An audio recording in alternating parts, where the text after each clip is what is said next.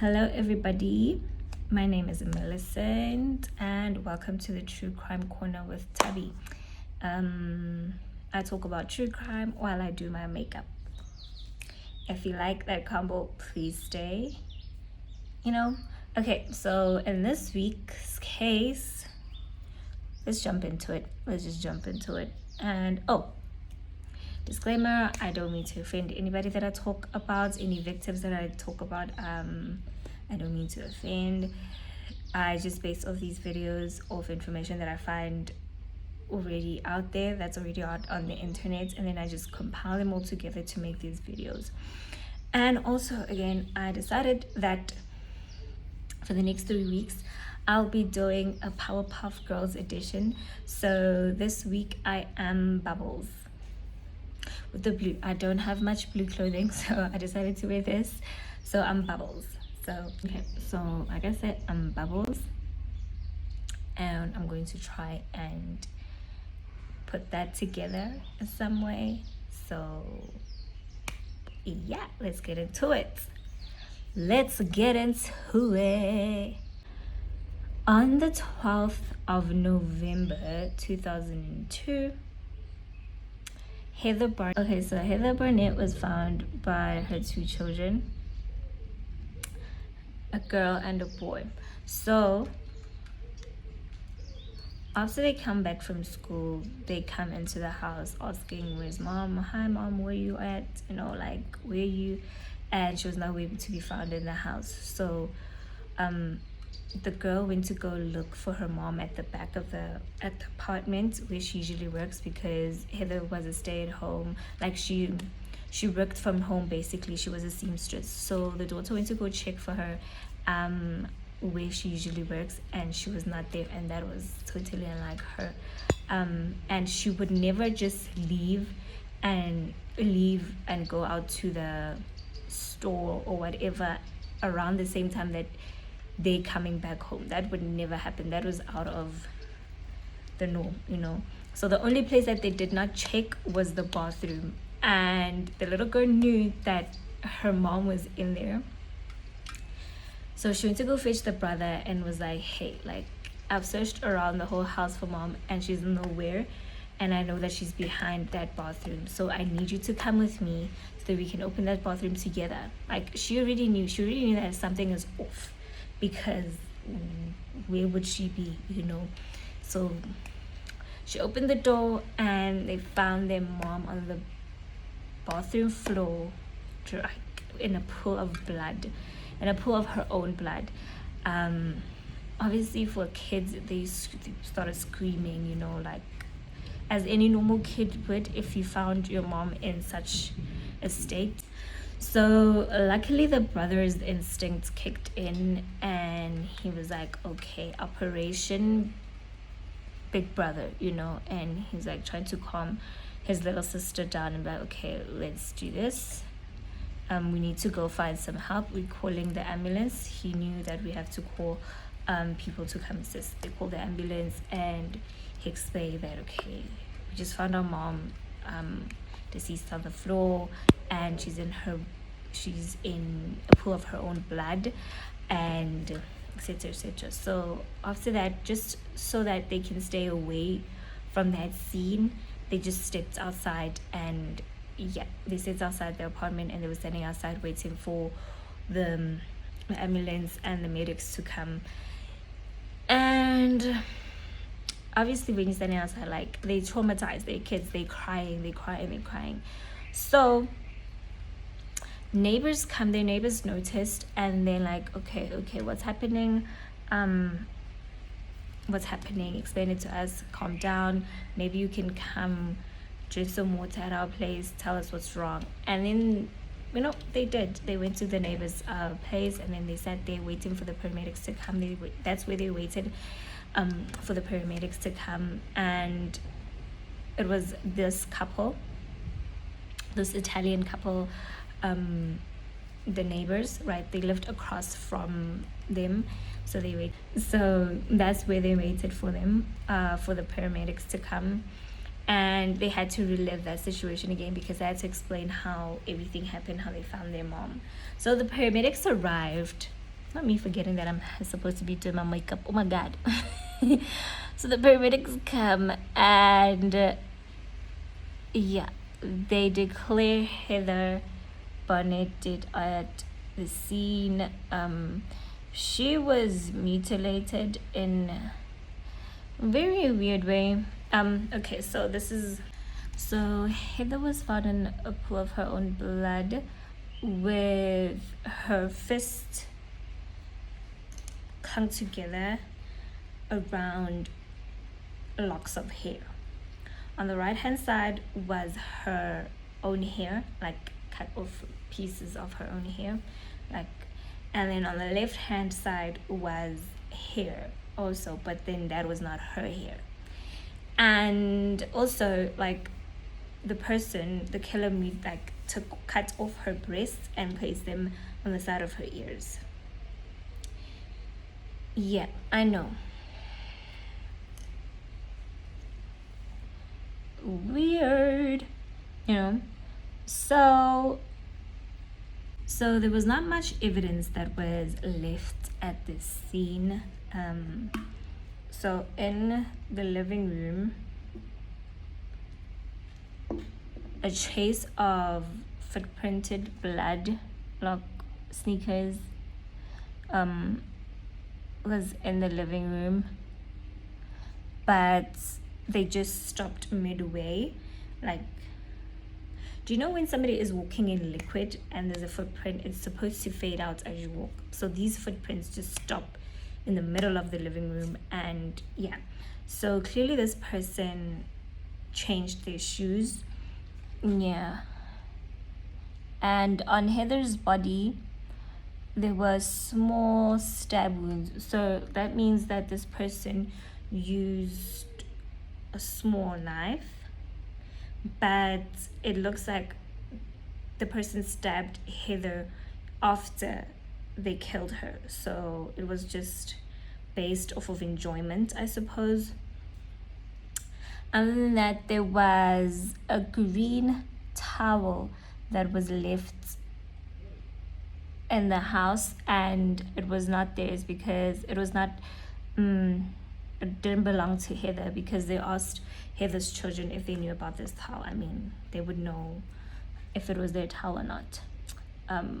So according to the evidence is that this person also, oh sorry, I forgot, her head injuries. She was hit with a hammer over the head, and that means she died probably within like less than two minutes or a minute after she was hit on the head.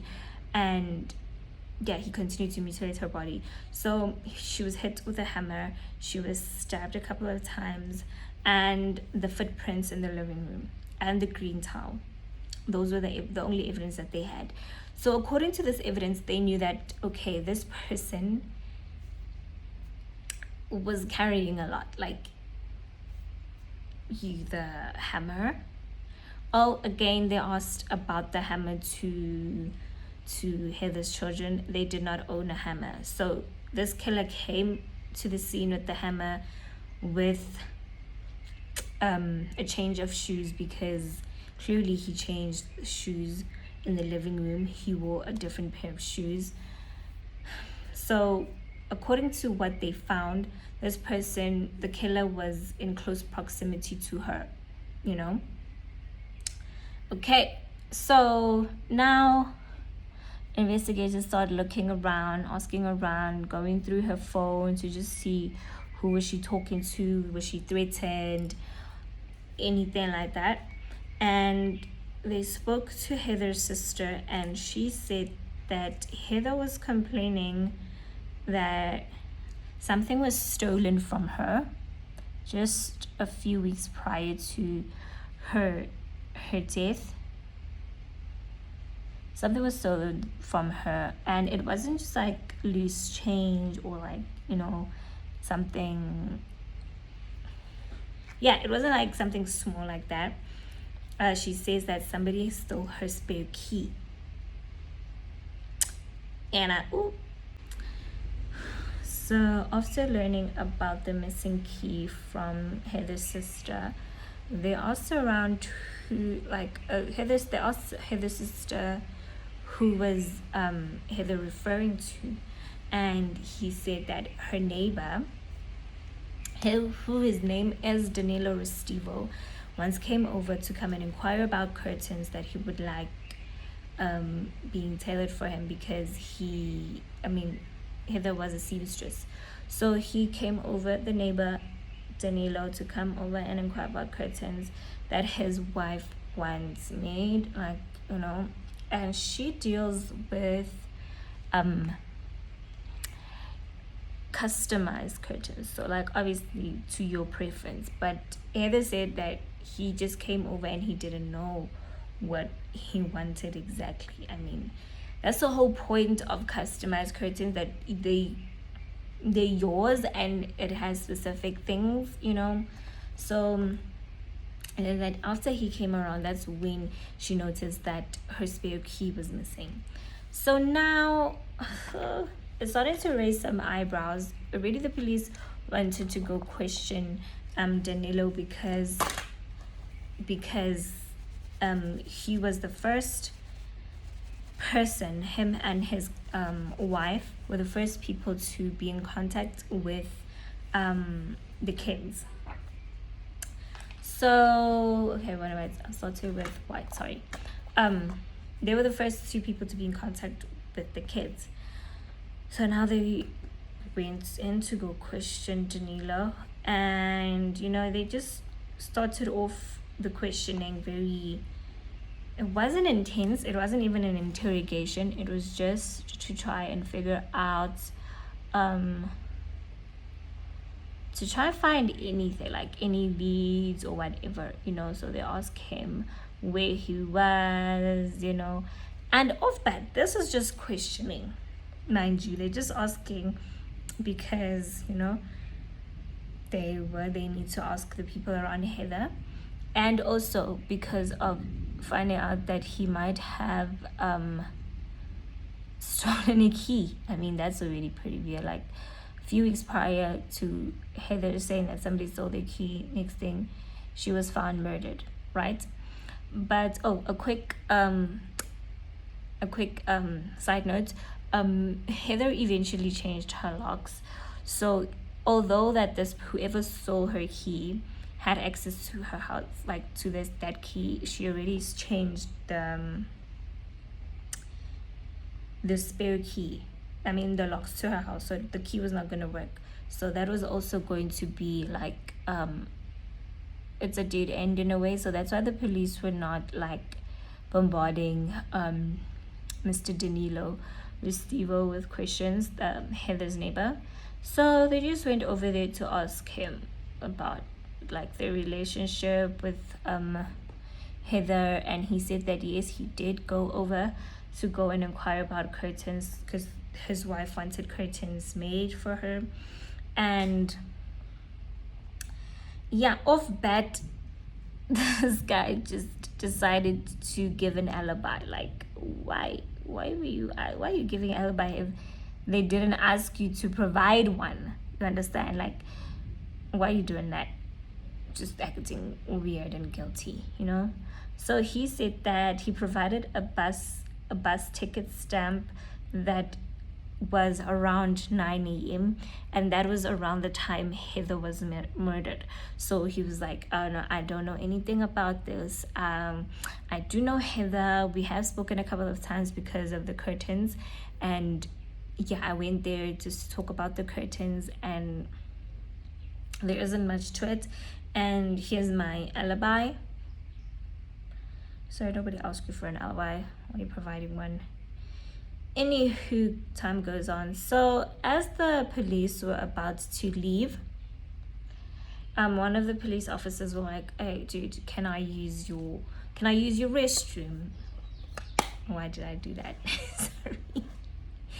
Oh, can I use your restroom? I'm sorry, I forgot to mention where this is taking place.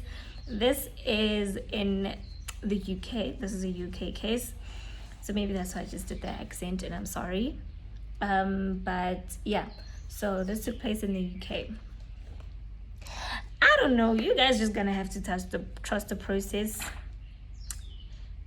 And I also have to trust the process, but I don't know if the process knows that we are trusting it. Anyway,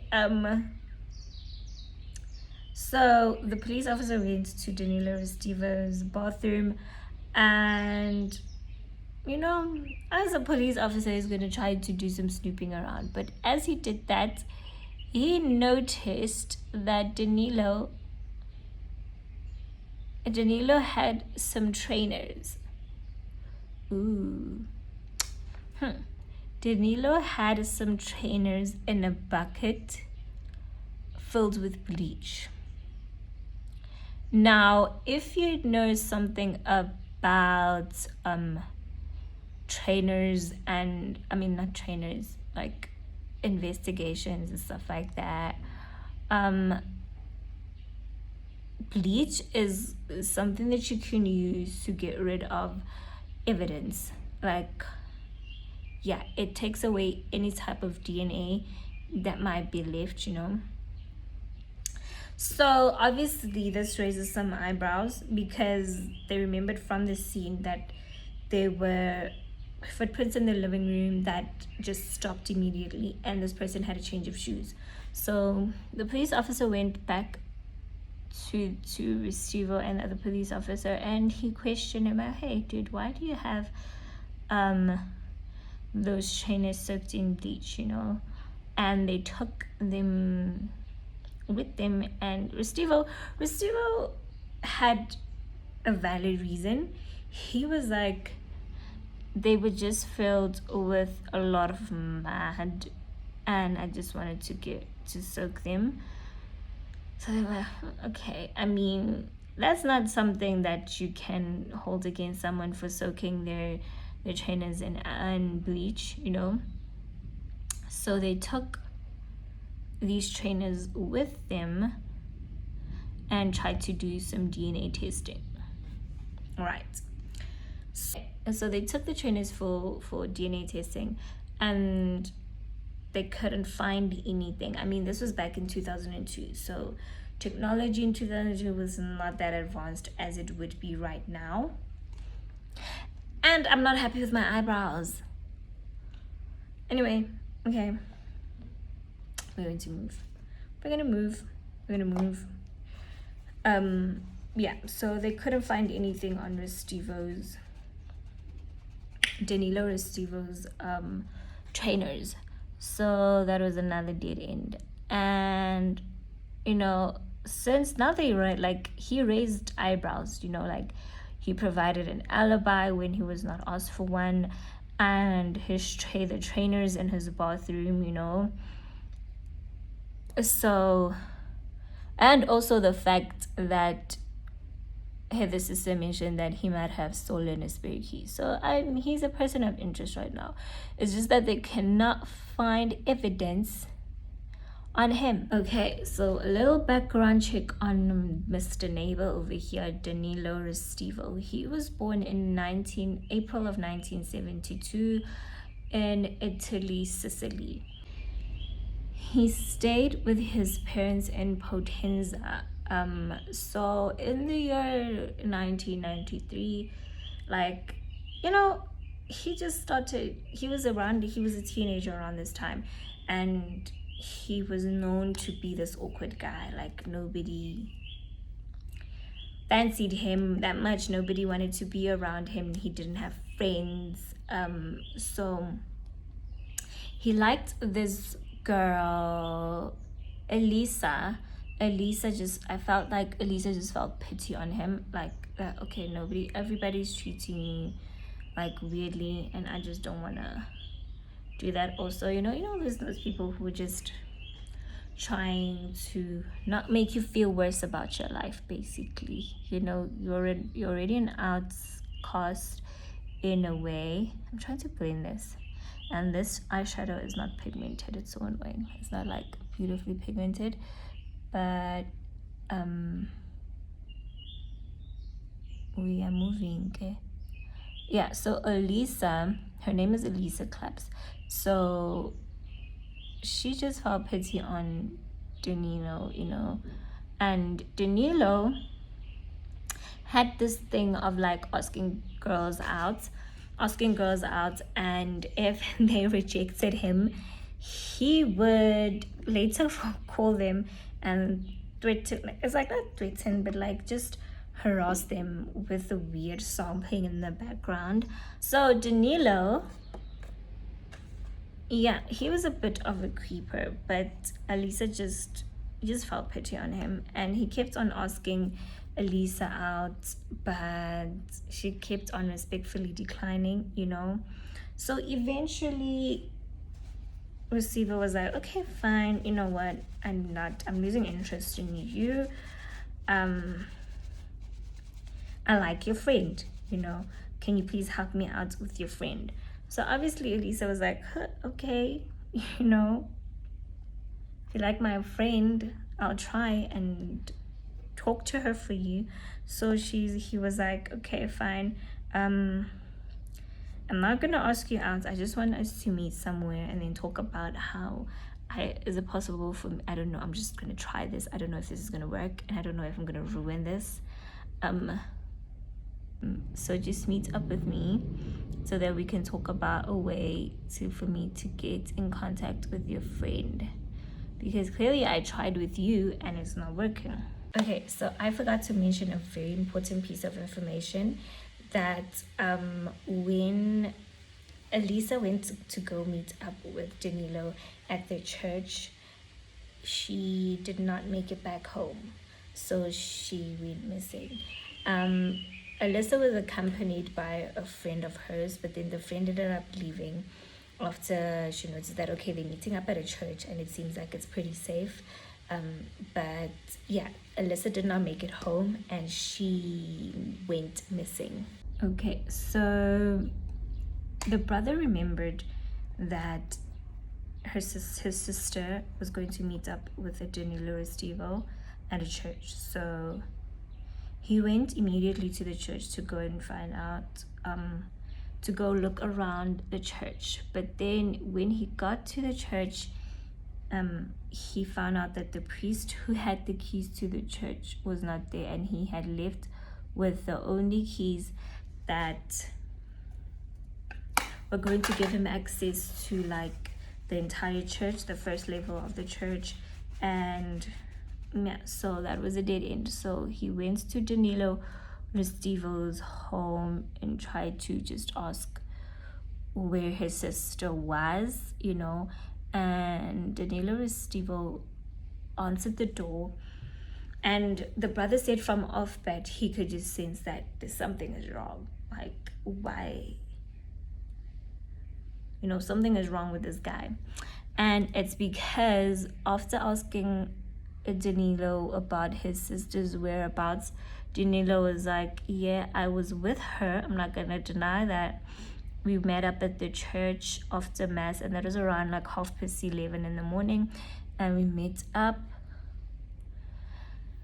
but your sister left and I stayed to pray. And he started just saying, like, I'm sure something happened to her from the church coming to the house. Oh, why is this so harsh, bruh? Yeah, and why would you say that? And he's like, yeah, because I remember he just started crying and saying that his Alyssa said that on the way to the church she was harassed by some guys, you know. Danilo, anyway, so the brother is like, okay, let me try and go report it to the police. So he tries to go report it to the police, but then the police are like, it's not a matter of urgency. Mind you, this is a 16-year-old girl that has gone missing, and they say that it's not an urgent matter. So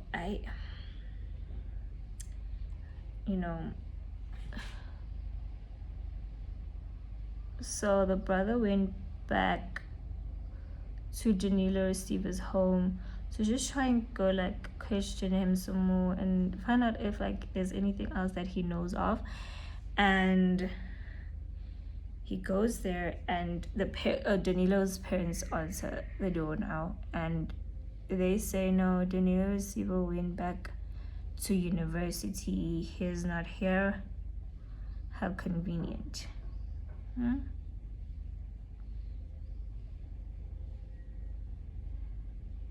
How convenient that he's not there. Anyway, so he's not there, and it's just a dead end again, I suppose. It's just a dead end. And after a few days, that's when the police started to realize, okay, this is not a joke, this is a missing person, and they tried to take it seriously. So obviously they started to suspect Danilo, and because he was basically the last person to see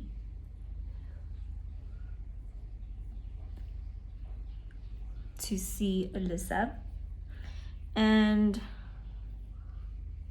they questioned him and wanted to take in his clothes for DNA sampling or whatever, and just try and figure out what happened, to see that if the clothes that he wore on that day, the last day that he saw Alyssa, perhaps there could have been like evidence left behind on his clothes.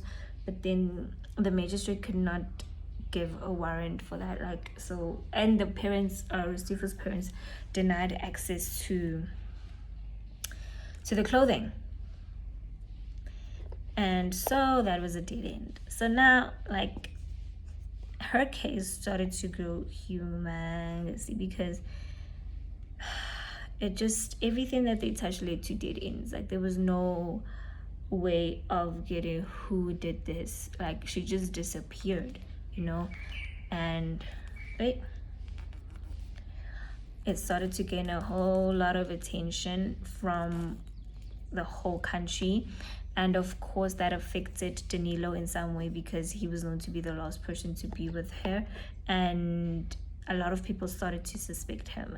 They were just he's hiding something, so life just became pretty difficult for him. And that's when he decided to move to the UK. This is when he moved to England, in Bournemouth. So now, prior to this, in 1996, he was questioned, and he was tried to give false evidence. It wasn't on something, it was from a totally different case from this. I think the police were just trying to, figure him out in a way, but they gave him a sentence of 10 months. And after that 10 months, that's when he decided that, what, Italy is probably not for me anymore. And that's how he decided to move to the UK. And he moved to the UK because he was talking to a lady online who happens to be his now wife. The lady that he met up, the lady that he stays with in England is his wife, sorry. So he met this lady online and decided to move to England to stay with her, and that's how it happened. So with Elisa Clam's case, she was still missing. Years went by with no leads, with nothing.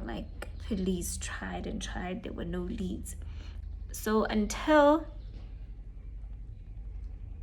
the police in England discovered that, okay, this person has a background that is very, very sketchy. So after the police are learning about all of this, they were like, no, we have to keep a close eye on this guy.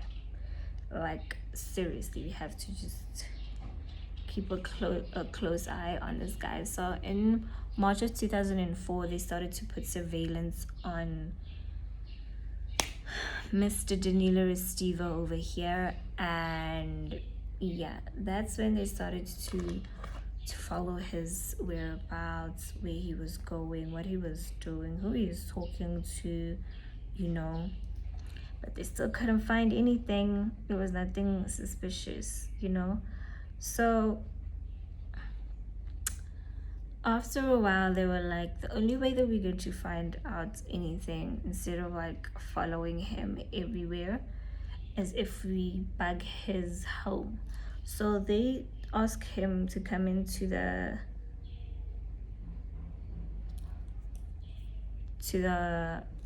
police station for some questioning, and of course Danilo is not going to say no in any way, and he did go. And while he was at the police station, police went over to sneak into his place and bug his apartment. And yeah, so after that, while they were at the police station, they didn't question him much about Heather Burnett's case, because they didn't want to scare him off like that. So they didn't ask him much about that. Like, they just questioned him on like, where have you guys been? What were you doing on this and this and this? So basically just asking him questions that they've already asked him. And yeah, it was just in a way for the police to distract him. So they wired his place successfully, and they tried to get him to talk about Elisa's case, the case in Italy, which he was involved in, you know. Not involved in, like, they haven't proven that he was guilty of it. They just know that he was a major suspect. So like, if he commented to his wife about anything, they were trying to listen on the conversation he was having with his wife. So the police put out something in the media, knowing that it was going to be said on the news, and probably Danilo Restivo and his wife were going to see it. So they did see it, but then Danilo didn't talk much about it. He just like briefed on it, like, oh, like, you know, when you see something shocking, you're like, oh my god. He didn't say anything that would put him in jeopardy. So yeah, that was a pretty weird. So since they couldn't get anything with their surveillance, they just had to continue following him. And on one occasion in May, it's summer, you know, they followed him with Restivo, and they followed him to like a hiking trail. Like, it was a hiking trail, and they said that he was just walking around like with no sense of direction, and it was pretty hot outside. They say like even them in the surveillance van had like their windows down because of how hot it was. But Danilo was just walking around endlessly in a coat with gloves, and he was just spinning in circles on a hiking trail. A hiking trail is a one direction thing when you just walk and go like in one direction, but not for Mr. Danilo. So I don't think this is gonna have a part 2. I thought that this video was gonna have a part 2, but I don't think so. So yeah, he was even like, after a while, he was seen that he was like just following this woman who came out, like, who went onto the hiking trail and stuff. Danilo just kept on following her for a distance, you know, like, and that's when it caught the attention of but this looks so crazy. It caught the attention of the surveillance police officers, you know, and they called into the office and they're like, okay, should we move in on him, because this guy is following this lady, like, he is following this lady, what should we do? And then they were like, no, don't alarm him, you know, like, we will try and get him, we will question him in terms, don't blow your cover, basically. They said that the undercover cops shouldn't blow their cover, and so they didn't. And they said that they would send cops dressed as cops and just try and question him as like a way of trying to figure out about robberies that have been happening around the place, which there haven't been. They were just trying to get him at a place where they could search his car basically and search for him, because he was wearing a coat in summer, you know. And yeah, so after he didn't do anything to this woman, he he just stopped following her, right? Like just immediately stopped following her and went back to his car, took off his gloves and had a change of clothing. Like that's what scared the police, that the person who killed Heather had the same situation. He had a change of clothing. So police came to just come and question Mr. Danilo, dressed as cops, you know, as like traffic cops, and ask around like, what are you doing around this area? And we just asking you questions because there has been robberies and stuff around this area. So Danilo was like, yeah, sure. I have a squirrel at home, a pet squirrel, and I come out here to come search for like nuts and seeds that he could eat. Sir has an answer for everything, if you ask me. I mean, that would explain him walking endlessly in circles around this hiking trail, because and him bending down and looking for and just bending down, it makes it seem like he was looking for seeds or whatever. So they were like, okay, cool, can we just look in your car and stuff? It's just what we're doing. We're just stopping random people and just searching for their cars. I hope that you won't have a problem with that. And he's like, okay, you know, he can't say no. But do you have no, how are you gonna say no to that? So what they found in his car was 2 pairs of scissors, a 13-inch knife, gloves, a balaclava. Yeah, so this looks suspect, but they cannot arrest him for anything because he did nothing. There's nothing wrong that he did. He just had these things. So unless they can arrest him on a point of carrying around a harmful weapon or whatever, but they can't arrest him because he did nothing wrong. He just has these things and he didn't do anything to the woman he followed. So fast forward to 2010, they discover, back in Italy, they discover the body of Elisa Claps at the church.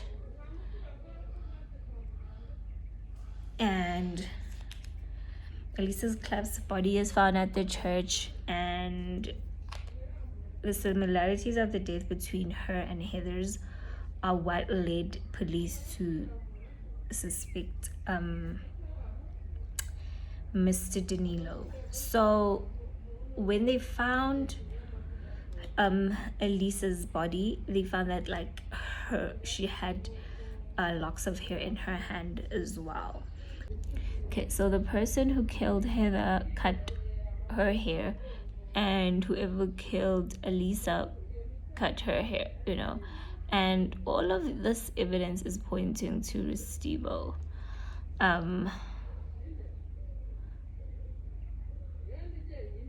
So in some way, so evidence was found on Elisa's body that Restivo was the murderer who murdered her, sorry. So 2 months after Heather's body was found, Elisa's body was found, Danilo was charged with the murder of Heather. So yeah, like they caught him because Sir is just a weirdo and is not that smart. And they just put all the dots together and like, This guy is just crazy. And reports of women came forward, and reports were said that, you know, people have been cutting, like somebody has been cutting their hair, you know, randomly on a bus. And like he has been cutting people's hair randomly on a bus for quite some time now. And yeah, what is it about hair? He has a hair fetish that is pretty weird. Oh, that is too much, Millicent. He has a hair fetish that is weird. Anyway, he was tried and was given a life sentence, but then they appealed it on the fact that they gave him life sentences based off of the case in Italy, which probably was probably a jurisdiction thing. Even though the investigators in Italy testified against Restivo for Heather's murder, they felt like that was not, he shouldn't be tried based off of that. He shouldn't be charged for Heather's murder based off of the charges he got in Italy or whatever. So yeah, the judge, so the appeal favored against Restivo, and his sentence was brought to 40 years. Okay, I don't think.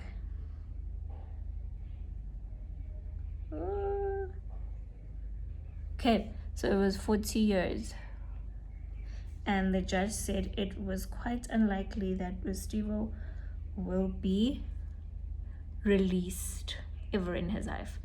So hopefully that is true, and he's not released because there is a creep. He has a hair fetish, and he goes around killing people and cutting off their hair. So he almost got away with murder, by the way, like it looks like it. And yeah, I don't know how I feel about this look. I'm gonna try to do my edges and my lips. I don't know, I want to do something with my lips because I always leave my lips like so dry. I don't know, what color should I use on my lips? Yeah, I'm not gonna do anything with my lips. I can never do anything with my lips because I just, yeah. Okay, so let's see. Let me just do my spot mark thing.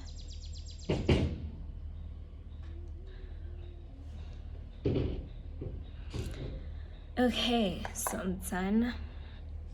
That was Danilo Restivo, the haircut killer who had a hair fetish. I hope you guys enjoy this case. So this is my bubbles look, and maybe yeah. So next week I'll be Blossom. Can you guys see my gray hair?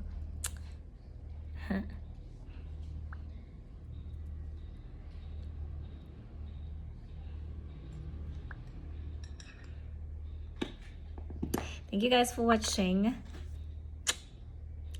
Thank you. Okay, I think I need a bit more mascara. But thank you guys for watching, and catch you guys on the next case. I really honestly thought that I was going to do this video in like 2 parts, but I guess I just was able to squeeze all the information in one. But if you'd like to read more about this case, you can Google it. A great source that I used was Murderpedia, so you can check it out there. Thank you for tuning in to the True Crime Corner with Tabby.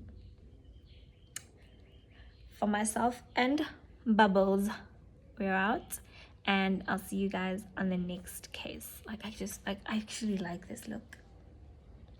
I look so cute. Bye guys, thank you for watching.